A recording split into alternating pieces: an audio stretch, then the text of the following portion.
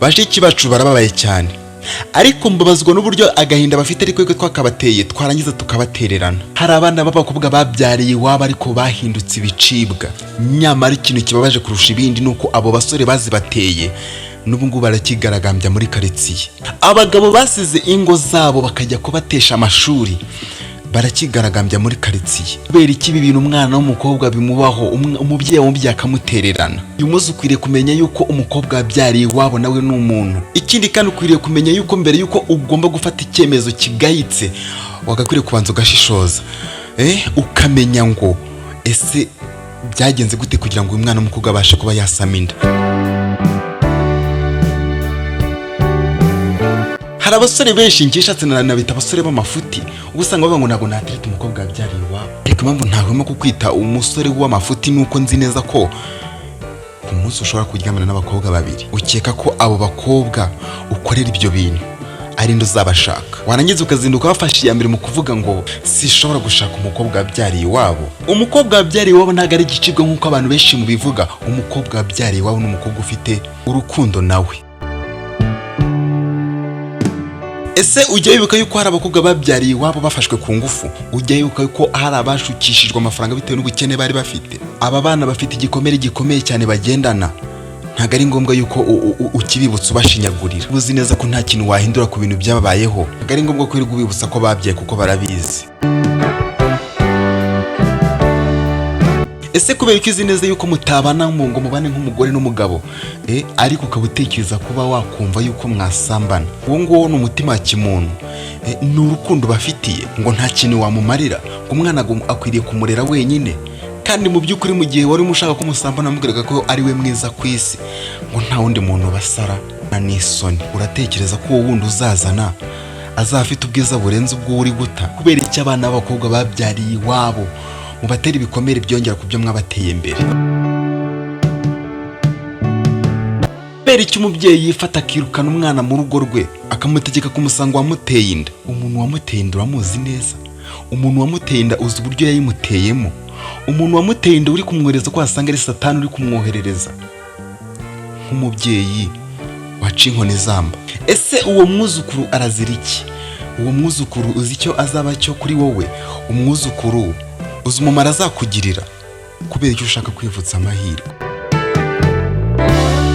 Ubuse mvuga ibyo abakobwa bemeye kujya gukora akazi ko mu rugo kugira ngo bahunge imidugararo yo mu ngo bavukamo, none n'aba boss babo bakaba birirwa babagira uko bashaka kuko bazi ko naho guhungira bafite.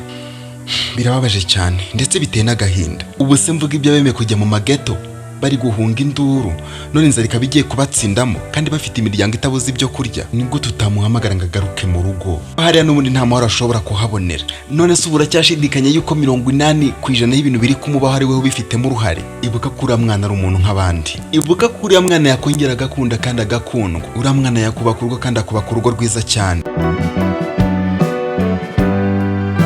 Tekereza ko ari uko atarananiwe gukuramo iriya nda, ahubwo uriya mwana agira umutima wa kimuntu. Uwo mutima ni wo wamutegetse gutwita ndetse akabyara. Ni ikimenyetso cy'uko yakubaka urugo kandi rugakomera. Ni ikimenyetso cy'uko afite umutima wa kimuntu. Sinzi niba hari ikintu ugiye gukosora aka kanya, ariko birakwiriye neza yuko wakikosora ukagira ibintu uhindura mu mutima wawe, ukumva ko abana b'abakobwa babyariye babona bari ikiremwa muntu, kumva ko ari abana bagifite umutima wa kimuntu kandi bafite umutima ukunda. Mureke bari abana tubegere tubaganirize, mureke bari abana tubegere tubisanzure bongere bagaruke muri famiye. Kubiyegereza niko kubavura ibikomere kwa nyako. Nitubiyegeza tukabereka urukundo bazatubwiza ukuri ko ibyababayeho, tuzabagira inama ndetse tubereke inzira nziza zatuma batazongera kubikora ukundi.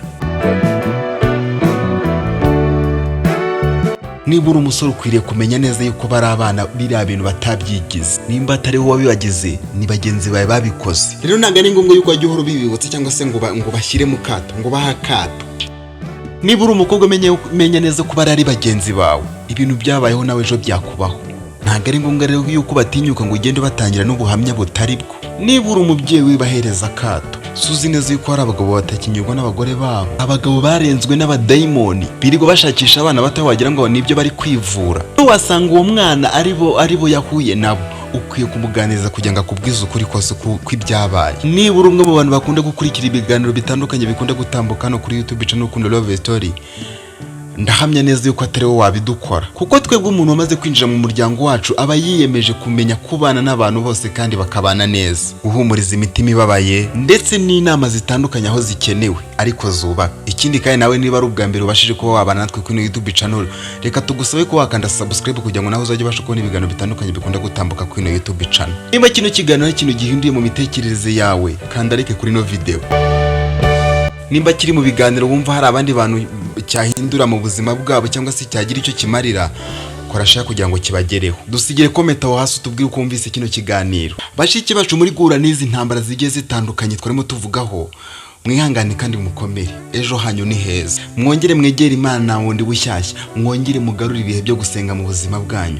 Ndabizi neza ko Imana ishobora byose kandi nzi neza yuko nta kibasha kurogoya umugambi wayo, izabagarukaho. Ndabakunda, reka duhurire mu yindi video muri inshuti nziza.